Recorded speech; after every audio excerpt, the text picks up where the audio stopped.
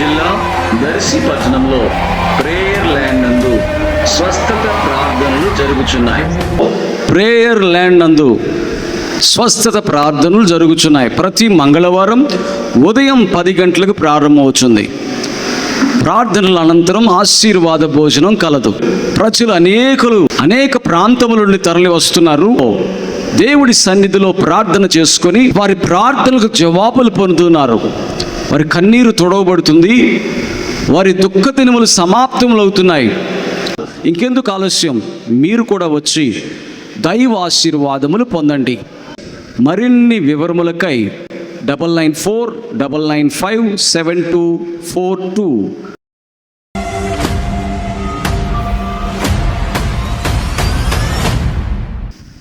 ఆత్మలో ఒక ఫలము రావాలి. ఆత్మలో నుంచి ఒక ఫలము రావాలి.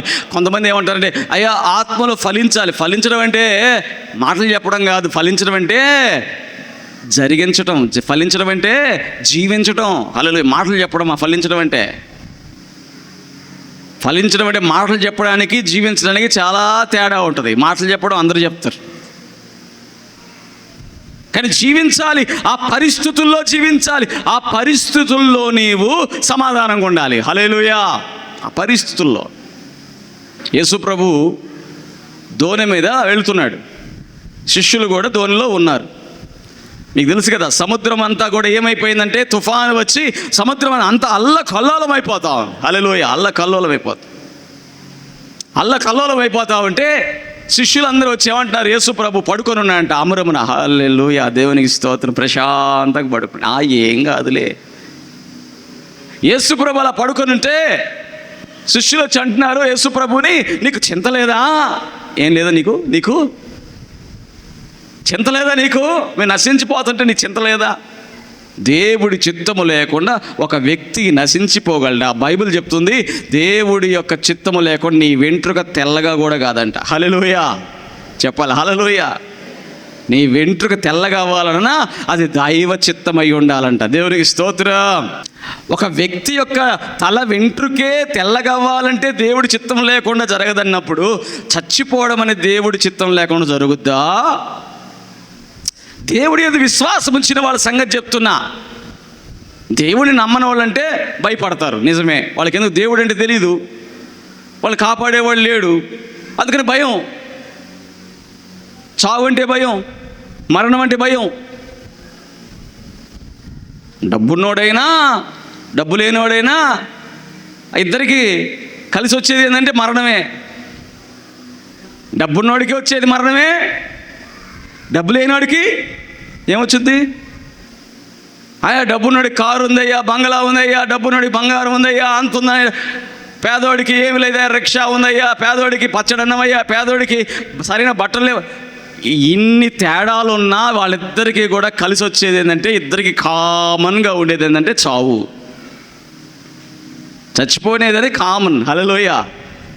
దానికేమి తేడా ఏముండదు, ఇద్దరు చచ్చిపోవాల్సిందే. అయితే దేవుడు అంటున్నాడు, నువ్వు చచ్చిపోయేది దేవుడి చిత్తము లేకుండా చచ్చిపోతాడా దేవుని బిడ్డ? హల్లెలూయా.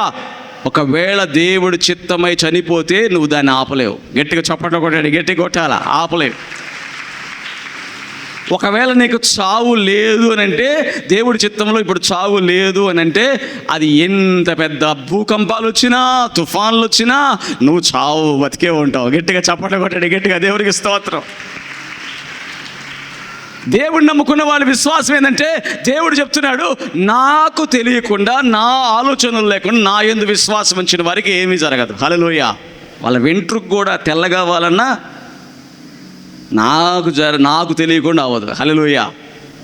అసలు నువ్వు శిష్యులు ఎవరితో వెళ్తున్నారు? యేసుప్రభుతో. యేసుప్రభువే వారిని తీసుకుని వెళ్తుంటే వారిని చచ్చిపోయేది యేసుప్రభు తెలియదా? వారు నశించిపోతుంటే యేసుప్రభు మౌనం కూడా. యేసుప్రభుకు తెలిసేదంటే ఈ తుఫాన్ వచ్చింది, సముద్రం అల్లకల్లోలం అయిపోతుంది, కానీ ఇది శిష్యుల్ని చంపేసే తుఫాను కాదు. అందుకని పడుకొని ఉన్నట్టు. దేవుని స్తోత్రం. హల్లెలూయా. కంగారు అన్నమాట. కొంతమందికి ఏంటంటే కంగారు, ఏదో అయిపోయింది జరిగిపోయింది, అమ్మో అయ్యో తలలు బాదుకుంటారు, గుండెలు బాదుకుంటారు. ఇక ఈరోజు చచ్చిపోతామేమో, ఇక నా పరిస్థితి ఏందనుకుంటారు. అసలు నువ్వు ఒకటి అర్థం చేసుకో, నువ్వు నిన్ను కన్నవ తల్లిదండ్రులని నువ్వు అడిగేవా? నన్ను కను అమ్మా, నన్ను కనమ్మా, నేను భూమి మీదకి వచ్చి పడతాను అన్నావా? భూమి మీదకి వచ్చిన తర్వాత ఇన్ని ఆలోచనలు వచ్చినాయి కదా, ఇన్ని వచ్చినాయి ఆలోచనలు. చెట్టు అన్నావు, పుట్టన్నావు, మంచి అన్నావు, చెడు అన్నావు, పెళ్ళన్నావు, పిల్లలన్నావు, ఎన్ని ఆలోచనలు వచ్చినాయి కదా. కానీ పుట్టే ముందు నీకు తెలుసా? తెలియదు కదా. అంటే నీ యొక్క జీవితము నీ చేతుల్లో లేదు. హల్లెలూయా, నీ చేతుల్లో లేదు. కాబట్టి దేవుని యందు విశ్వాసం ఉంచావు కాబట్టి దేవుని వాక్యం అంటుంది, నీవు చింతపడద్దు, నువ్వు చింతపడద్దు కానీ నువ్వు ప్రార్థన చెయ్యి. గట్టిగా చప్పట కొట్టండి, గట్టిగా కొట్టాలి. నువ్వు చింతపడద్దు కానీ ప్రార్థన చెయ్యి. నువ్వు చింతపడుతున్నావు కదా, చింతని ప్రార్థనగా మార్చు. హల్లెలూయా. చింతన ఏం చేయాలి? అయ్యా చింత వస్తుందయ్యా, నువ్వు చెప్పావయ్యా చింతపడద్దని. అయ్యో చింత వచ్చేస్తుందయ్యా, నా హృదయంలో నుంచి చింతలే వస్తున్నాయి. ఏమి ఇస్తున్నాయి చెప్పండి? ఏమొస్తున్నాయి హృదయంలో నుంచి? కూర్చుంటున్నానయ్యా, చింతలన్నీ గుర్తొస్తున్నాయ్యా. చింతలు ఏం చేస్తాయి? నిజమే, నువ్వు పనికి మాలినోడివి. నిజమే, నీకు డబ్బులు లేవు. నిజమే, నిన్నెవరు గౌరవించరు. నిజమే, నీకెవరు అన్నం పెట్టరు. నీ మనసు చెప్తుంటుంది, చెప్పిన దాన్ని బట్టి నువ్వేం చేస్తుంటావు? నిజమే, నేను అట్టంటోడినే, నాకు అట్ట జరగాల్సిందేలే అని కూర్చొని వాళ్ళు ఏం చేస్తుంటారంటే ఆలోచించుకుంటా బాధపడిపోతుంటారు. అయ్యో నా కోడలు అన్నం పెట్టదు. నిజమే, ఈ చింతలు ఇలా నువ్వు పడ్డం వల్ల నీకేమైనా కార్యాలు జరుగుతాయని బైబిల్ చెప్తుందా? నీ చింతల్ని ప్రార్థనలుగా మార్చు. గట్టిగా చప్పట్లు కొట్టండి, గట్టిగా కొట్టాలా. నీ హృదయం ఒక చింత చెప్పింది అనుకో. ఏంటి ఆ చింత? నీకు అన్నం పెట్టే కొడుకు లేడు అని చెప్పింది అనుకో. నువ్వేం చేయాలి? ప్రభువా, నా కొడుకు నీ చేతులకు అప్పగిస్తున్నా, తన మనసును మార్చయ్యా, నాకు అన్నం పెట్టేటట్టుగా నా కొడుకుని నువ్వు మార్చయ్యా. ఏం చేయాలి? ప్రార్థన చేయాలా వద్దా? దేవుని బిడ్డలో చింత వస్తే చింతన బట్టి ఏడుస్తావేంది? కొంతమందికి ఇదే బాధ. నేను ఫోన్ చేస్తాను, నాకు వినయ్యా నా బాధ అంటారు. బా చెప్పు అంట. నాకు క్యాన్సర్ వచ్చిందయ్యా. దేవుడు స్వస్థపరుస్తాడు.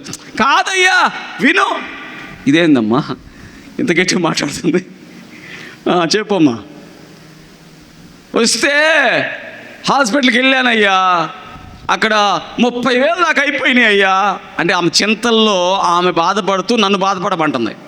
అర్థమవుతుందా? 30,000 అయిపోయినాయా? ఏమైందమ్మా తర్వాత నేను డాక్టర్ అన్నాడు ఇక్కడ కాదు వేరే హాస్పిటల్ హైదరాబాద్కి వెళ్ళు అన్నాడమ్మ. మరి వెళ్ళావా? వెళ్ళానయ్యా. వెళ్ళకపోతే ఎట్టా? క్యాన్సర్ గడ్డ తగ్గితా? సరే చెప్పమ్మా. అసలు ఆమెకి నేను తెలియదు. అంటే తెలుసు అంటే నేను పాస్టర్ని కాబట్టి వాళ్ళు ఏమనుకుంటారంటే మా అన్నే ఏదో నాతో బంధం ఏంటంటే సొంత రక్త సంబంధం లాగా. వినయ్యా నువ్వు చెప్పేది అట్టే. అమ్మో కొట్టినట్టుంది సగీవా. వినకపోతే చెప్పమ్మా. హైదరాబాద్ వెళ్ళా కదా, 2 లక్షలు అయిపోయినాయ్యా. అంటే 2 లక్షలు అయిపోయినాయా? బాధపడిపోతుంది. ఏందమ్మా ఇప్పుడు తగ్గిందా నీకు ఆ గడ్డ? అంటే గడ్డ ఆడు తగ్గిందయ్యా. నువ్వు వినవేంది నా మాట? గడ్డ తగ్గలేదనే కదా నేను నీకు ఫోన్ చేసింది. అంటే అవునా, సరేనమ్మా, సరే ప్రార్థన చేస్తూలే ఉండయ్యా, నా బాధ వినవేంది? డాక్టర్ అన్నాడు తగ్గదన్నాడయ్యా. కాదమ్మా ఏసై తగ్గిస్తాడు. అవునులేయ్యా ఏసై తగ్గిస్తాడులే. ఆ డాక్టర్ అన్నాడు తగ్గదన్నాడు.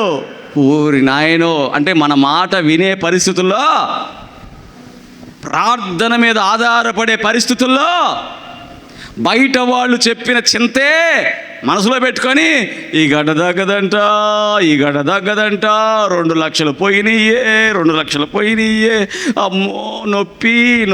అదే చింత. నీ చింతలను ప్రార్థనలుగా మార్చు. గట్టిగా చప్పట కొట్టండి. మార్చాలి. నువ్వు బైబిల్ పట్టుకొని చదువుతా వాక్యం వింటా ఎంత ఉన్నా నీ చింతల్ని నువ్వు మార్చకపోతే ఉపయోగం ఏముంది? అవునా కదా? చింతల్ని ప్రార్థనలుగా మార్చకపోతే ఉపయోగం ఏముంది? చింత వచ్చినప్పుడల్లా దాన్ని దేవుడికి అప్పగించు. హల్లెలూయా. చింత వచ్చినప్పుడు ఈ పరిస్థితులు నేనేం చేయాలి, ఈ పరిస్థితులు ఎట్లా అనే బదులు ఈ పరిస్థితులను దేవుడికి అప్పగించు. అయ్యా, నా కూతురి వివాహం నీ కూతురి వివాహం చేయాలా ప్రభువా, నా కూతురి వివాహం చేయి నాయన, నా వల్ల కాదయ్యా, నేను ఆలోచించలేను, నేను ప్రశాంతంగా పడుకుంటాను, దేవుని స్తోత్రం, హల్లెలూయా. అటువంటి మనసు రావాలి. ఏ మనసు చెప్పండి? చింతల్ని చెప్పాలా, చింతల్ని ప్రార్థనలుగా మార్చే మనసు. హల్లెలూయా.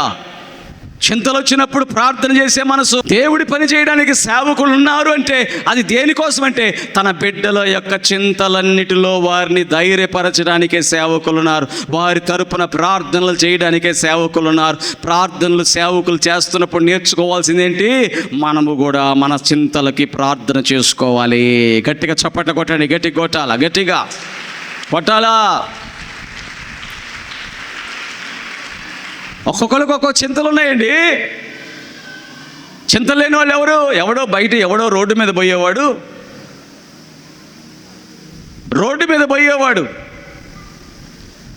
పోతూ కుక్కనంట ఛై అన్నాడట. కుక్కనేమన్నాడు ఛై అన్నాడట. ఈ పక్కన వెళ్ళేవాడికి ఒక చింత వచ్చింది. వాడు కుక్కనన్నాడా నన్ను అన్నాడా? ఇక అయిపోయా. ఇంటికి వస్తున్నాడు, అన్నం తింటున్నాడు, వాడు కుక్కనన్నాడా నన్ను అన్నాడా? స్నానం చేస్తున్నాడు, వాడు కుక్కనన్నాడా నన్ను అన్నాడా? పడుకొని నిద్రపోతున్నాడు, వాడు కుక్కనన్నాడా నన్ను అన్నాడు. వీడి బాధ ఏంటంటే రేపొద్దున వాడు కనబడితే వీడు కూడా ఛై అనేదాకా వీడికి మనశ్శాంతి లేదు. రేపొద్దున వాడు కనపడితే ఆ కుక్కని అతను కుక్క ఉన్నప్పుడు అన్నాడు కదా, ఇతను కుక్క లేకపోయినా అంటాడు ఛై. అంటే అతని మీద పగ తీర్చుకునేదాకా ఇతనికి మనశ్శాంతి లేదు. సరే, ఒకవేళ అన్నిలు అలా చేశారంటే ఒక అర్థం ఉంది, వాళ్ళకి దేవుడు తెలియదు, దేవుడి వాక్యం తెలియదు. కానీ దేవుని వాక్యం ఏం చెప్తుంది? చింతల్లో నువ్వు పడిపోవద్దు, చింతల్లో నువ్వు ప్రార్థన చేయి, దేవుడు సమాధానం నీ హృదయంలోకి వచ్చుద్ది. గట్టిగా చప్పట కొట్టండి, గట్టిగా కొట్టాలి. కాబట్టి దేవుడు ఉన్నాడు కదా, ధోనిలో యేసుప్రభు ఉన్నాడు కదా, యేసుప్రభే కదా శిష్యులను తీసుకొచ్చుకుంది. ఈరోజు యేసుప్రభువే కదా మనందరికీ చెప్పింది, నా యందు విశ్వాసం ఉంచిన వారు చనిపోయినా బతుకుతారు అని చెప్పింది. ఎవరు చెప్పారు? ఎందుకు మళ్ళీ భయపడుతున్నావు? ఎందుకు మళ్ళీ చింతపడుతున్నావు? నీకు ఎన్ని సంవత్సరాలు ఈ భూమి మీద జీవితం ఉందో నా యేసుకి తెలుసు కదా. కాబట్టి నువ్వు భయపడాల్సిన అవసరం ఏంటి? నీ జీవితంలో దేవుడి కార్యాలు జరగడానికి నువ్వు అవకాశం ఏంటి? అవకాశం ప్రార్థన చేయి. హల్లెలూయా. ఎప్పుడు వస్తారు పాస్టర్ల దగ్గరికి? వాళ్ళ దగ్గర డబ్బులు లేకపోయినా, హాస్పిటల్కి వెళ్ళే డబ్బులు లేకపోయినా, లేకపోతే డాక్టర్ దగ్గరికి వెళ్ళినా తగ్గకపోతే ఇంక వాళ్ళు ఎవరిని చూస్తారు? దేవుని వైపు చూస్తారు. హల్లెలూయా. దేవుని వైపు చూసి ఏం చూస్తారు? దైవజనుడు ఎక్కడున్నాడా? దైవజనులు ఏం చేయాలి? మేమున్నాము, నేనున్నాను. నా మట్టుకైతే నేను అంటాను, నేనున్నాను, మంగళవారం రోజు ఈ స్థలంలో ఉంటాను, రండి.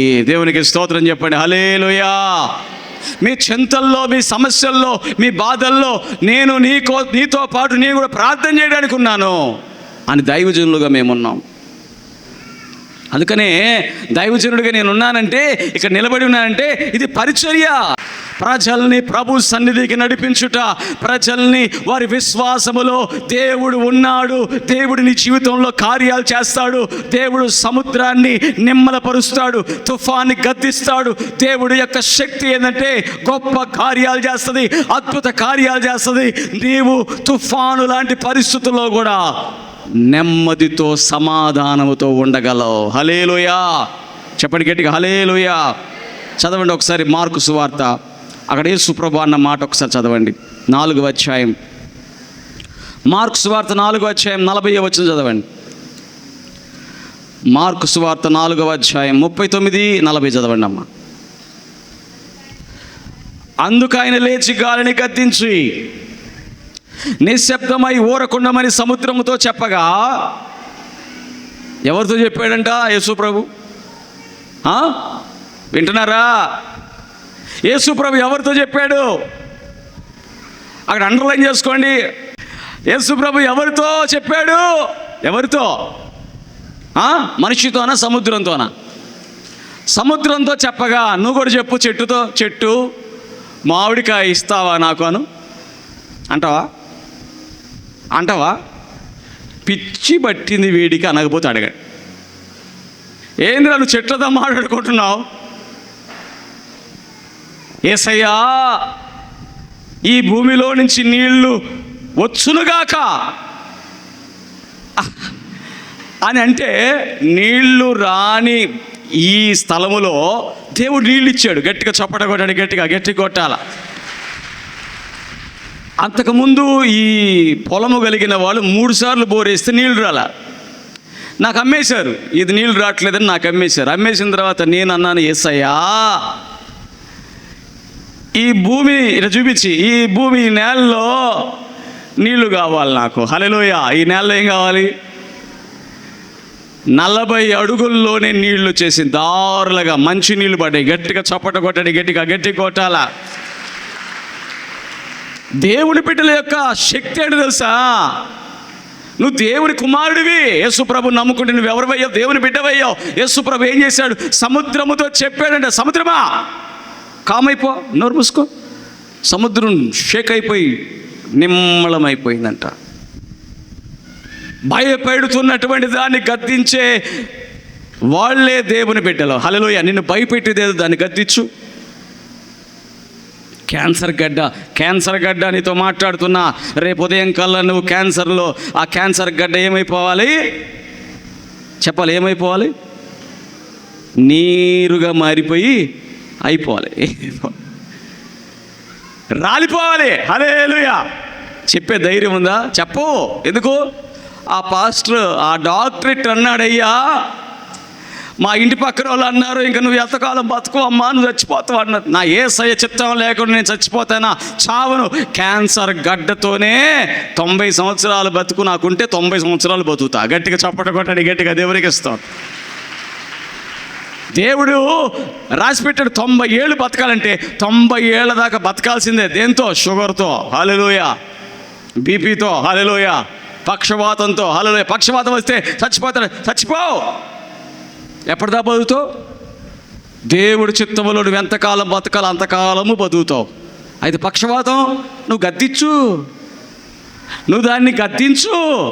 అయ్యా నేను గద్దించలేకపోతున్నాను అయ్యా, నా మనసులో గద్దించే శక్తి లేదు. దైవజనుడు ఉన్నాడుగా, హల్లెలూయా, దైవజనులు ఉన్నాడుగా. దైవజనులు గౌరవించు, దైవజనులు ప్రేమించు, దైవజనుల దగ్గరికి రా. అందుకనే దేవుని బిడ్డలారా, చింతలన్నీ తొలగిపోయేటువంటి ఆ పరిస్థితుల్లో నువ్వు ఎలా ఉండాలంటే, సమాధానముతో నా దేవుడు చూసుకుంటాడు, నేను ప్రార్థన చేస్తాను, నా దేవుడే కార్యం చేస్తాడు అనేటువంటి సిద్ధ మనసుతో మనం ఉండాలి. హల్లెలూయా. చదవండి ఒకసారి తెస్సలోనికి రాసినటువంటి 2వ పత్రిక 3వ అధ్యాయం 16వ వచనం. తెస్సలోనికి రాసిన 2వ పత్రిక 3వ అధ్యాయం 16. సమాధానకర్తయగు ప్రభు తానే ఎల్లప్పుడూ, అండర్లైన్ చేసుకుని అక్కడ, ఎల్లప్పుడూను ప్రతి విధము చేతను మీకు సమాధానము అనుగ్రహించునుగాక. ఏమని చెప్పాడు అక్కడ? ప్రభువే ఎల్లప్పుడూ ఏ విధము చేత ఎలాంటి పరిస్థితుల్లో అయినా మీకు సమాధానం అనుగ్రహిస్తాడు. నేనున్నానంటున్నాడు దేవుడు. దేవుడు ఏం మాట్లాడుతున్నాడంటే, నాతో పాటు శిష్యులు వస్తే నేను కదా మిమ్మల్ని తీసుకెళ్తుంది, మీరు ఎందుకు టెన్షన్ పడుతున్నారు? ఏ కొడుకుని టెన్షన్ పడతాడా? నాన్న కండక్టర్ వస్తున్నాడు, నాన్న నువ్వు నా టికెట్ తీసుకుంటావా లేదా? బస్సులో వెళ్తున్నావు, నాన్న డాడీ మమ్మీ నాకు టికెట్ తీసుకుంటావా అంటాడా కొడుకు? ఎప్పుడైనా కొడుకు నీతో పాటు వస్తున్నాడు ప్రార్థనలకి అంటాడా, రే తీసుకెళ్ళలేదు నేనైతే నువ్వెందుకు ఎవరు టెన్షన్ పడతావు ఆపా అంటాడు లేదా? నేను టికెట్ పెడతానని నమ్మకం లేదా నీకు? గద్దిస్తాడు లేదా? అట్లానే గద్దించాడు యేసు ప్రభు. ఏమని గద్దించాడు? చదవండి మార్కు సువార్త 4వ అధ్యాయం 40వ వచనం చదవండి. అప్పుడు ఆయన, మీరెందుకు భయపడుతున్నారు? మీరెందుకు భయపడుతున్నారు? మీరు ఇంకను నమ్మిక లేక ఉన్నారా? చూసారా యేసుప్రభు అన్నమాట, మీరు ఎందుకు భయపడతారు? నాతో పాటు వచ్చారు శిష్యులు, నేను రమ్మంటే వచ్చారు కదా, అద్దరికి పోదామంటే వచ్చారు కదా, అద్దరికి వెళదామంటే నాతో పాటు దోణిలో ఎక్కారు కదా, నేను కదా మిమ్మల్ని తీసుకెళ్తుంది, మీరు ఎందుకు భయపడుతున్నారు? నమ్మకం లేదా మీకు? ఆ పిల్లాడిని కానీ అరే పదరా మంగళవారం ప్రార్థనలకు వెళ్దామంటే ఆ పిల్లాడు మాటికి నేను నాన్న నాకు టికెట్ తీసుకుంటావా కండక్టర్ దగ్గర అని అంటే ఏమంటాడు? డాడీ నమ్మకం లేదంటరా, ఎవరిని భయపడతావు? నా దగ్గర ఉన్నాయి డబ్బులు. హల్లెలూయా. ఏమంటాడు? ఉన్నాయి డబ్బులు. తండ్రి దగ్గర డబ్బులు ఉన్నాయన్నప్పుడు అడుగుతాడా మళ్ళీ కొడుకు? కానీ మనం ఎందుకు అడుగుతున్నాం? దేవుడిలో శక్తి ఉందని తెలిసిన తర్వాత కూడా మనం ఎందుకు భయపడుతున్నాం? వింటున్నారా? ఎంతమంది వింటున్నారు? దేవుడు శక్తివంతుడని తెలుసు, దేవుడు ఊచ చేయగలవాని బాగు చేశాడని తెలుసు, పక్షవాతం గలవాని బాగు చేశాడని తెలుసు, దేవుడు ఎన్నో అద్భుత కార్యాలు చేశాడని తెలుసు, ఎర్ర సముద్రం పాయలు చేశాడని తెలుసు, దేవుడు ఎన్నో మేలులు చేశాడని తెలిసినా, దేవుడిలో శక్తి ఉందని తెలిసినా మనం ఎందుకు భయపడుతున్నాం? ఎవరు? యేసునందు విశ్వాసం ఉంచిన వాళ్ళు ఎందుకు భయపడుతున్నారు? హల్లెలూయా. అంటే ఉందనా యేసులో శక్తి లేదనా? మీ నాన్న దగ్గర డబ్బులు ఉన్నాయని తెలిసిందనుకో భయపడతావా? భయపడవుగా. నీ ఇంట్లో అన్నం ఉందనుకో, అన్నం లేదని ఆలోచిస్తావా? ఆలోచించవుగా. యేసుప్రభు నమ్ముకున్నావు, యేసుప్రభు చెప్పాడు నా యందు విశ్వాసం ఉంచిన వాడు చనిపోయినా బతుకుతాడని చెప్పాడు. అంత నమ్మకమైన మాట చెప్పిన తర్వాత చచ్చిపోతానేమో రోగం చంపేసింది, ఎందుకు భయపడుతున్నావు? యేసునందు విశ్వాసం ఉంచు, నీ భయమును దేవుడు సాక్ష్యముగా మార్చబోతున్నాడు. గట్టిగా చప్పట కొట్టి గట్టిగా దేవునికి స్తోత్రం కలుగుగా.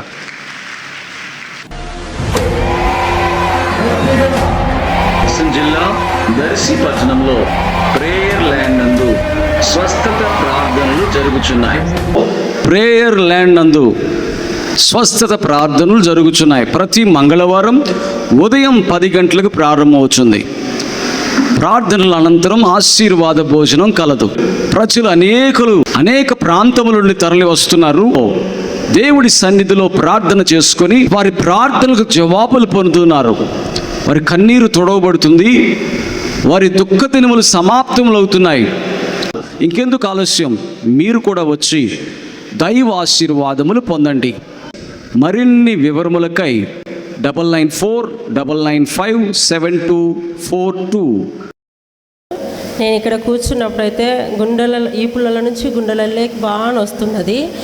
ఆయాస ఇట్లా ఊపిరి పిడుతుంటే ఊపిరి పిచ్చుకోలేక చాలా నొప్పిగా ఉంది. ఏసు రక్తం తాగి నేను సాక్ష్యం చెప్తాను, నా నొప్పి తగ్గుతుంటే నాకు తగ్గిపోయిందమ్మా.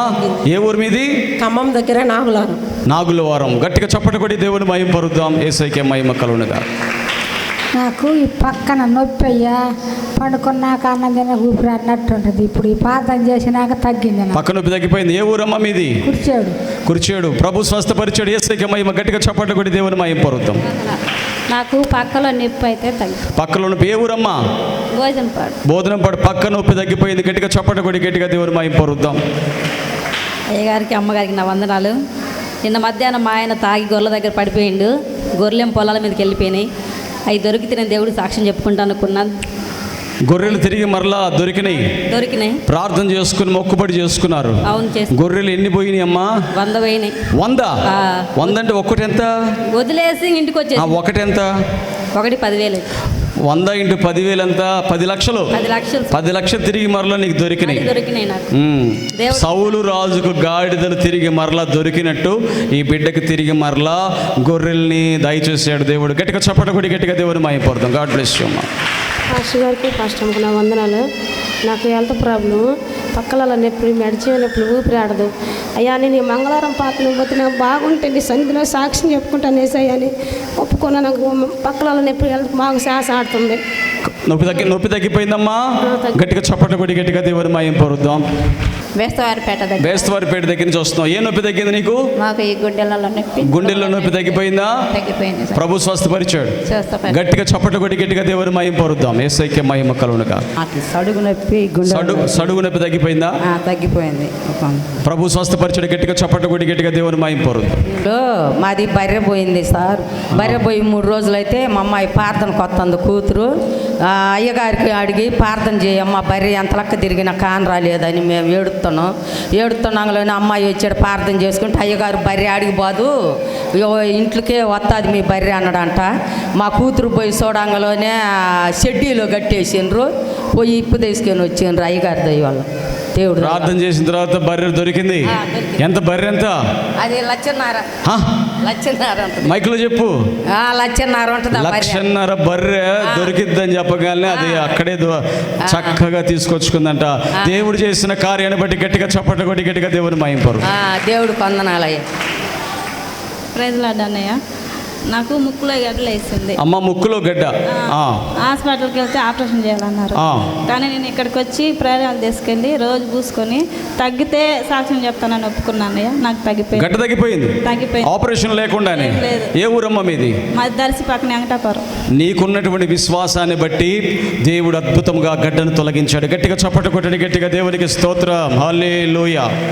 కళ్ళు పొరలు వచ్చినాయి అన్నారు. నేను డాక్టర్ కాడికి పోను, మంగళవారం ప్రార్థనకి వెళ్తే నాకు తగ్గుతాయి అని నేను నాయన 3 వారాలు వచ్చినాను. నాకు కళ్ళు కూడా కానొస్తున్నాయి. కళ్ళు పొరలుండేవి. అంతకుముందు పొరలుంటే కనపడదా? కనపడదు. కనపడకపోతే ఇక్కడికి వచ్చావు 3 వారాల నుంచి. ఇప్పుడు కనపడుతుందా? కనపడుతుందయ్యా. ఎట్లా? స్పష్టంగానే కనపడుతుంది. ఇక ఏ హాస్పిటల్కి వెళ్ళలేదయ్యా నేను. గట్టిగా చప్పట్లు కొట్టి యేసయ్య చేసిన మేలును బట్టి, స్వస్థతను బట్టి, ఆమె విశ్వాసాన్ని బట్టి యేసయ్యకే మహిమ. నాకు మిరగాయలు ఒలుతుంటే తొడియాలు తెస్తుంటే ఒళ్ళంతా ఎలర్జీ వచ్చింది. మరి తట్టుకోలేక ఒంగోలు పోతే పాస్టర్ గారు ఎలర్జీ అన్నారు. మా బాధ తట్టుకోలేక చచ్చిపోదామని పరిస్థితిలో ఉన్నాను నేను.